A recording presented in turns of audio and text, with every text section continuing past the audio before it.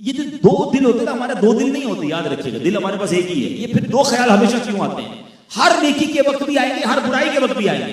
اگر دل زندہ ہوا نا تو گناہ کرتے وقت بھی کہیں نہ کہیں یہ خیال ضرور آئے گا، نہیں یار نہیں کرنا ہے، یہاں نہیں جانا ہے، یہ صحبت اچھی نہیں ہے، یہ کام اچھا نہیں۔ کیوں یہ الارم کیوں بجتا ہے؟ یہ دو باتیں دل میں کیوں آتی ہیں؟ سنیے، یاد رکھیے، جو لوگ کہتے ہیں نا ہم دنیا میں اکیلے ہی آئے ہیں، اکیلے ہی جائیں گے، ہاں جائیں گے اکیلے، مگر آئے اکیلے نہیں ہیں، یاد رکھیے گا۔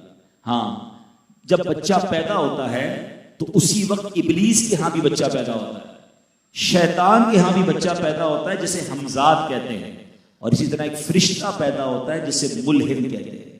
ہر بندے کے ساتھ ایک فرشتہ بھی پیدا ہوتا ہے، ایک شیطان کے یہاں بھی بچہ پیدا ہوتا ہے۔ حمزات یہ شیطان کا بچہ ہوتا ہے اور ملہم ایک فرشتہ ہوتا ہے۔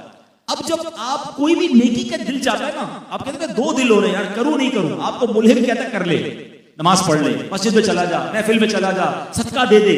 حمزات کہتے ہیں نہیں یار پیسے دے گا تو کم ہو جائیں گے، بعد میں دے دینا۔ یہ آپ کے دل میں روز کی لڑائی ہے۔ اب کمال یہ ہوتا ہے کہ سبحان اللہ، بندہ ملہم کی بات مان کر نیکی کر لیتا ہے یا حمزات کی بات مان کر گناہ کر لیتا ہے۔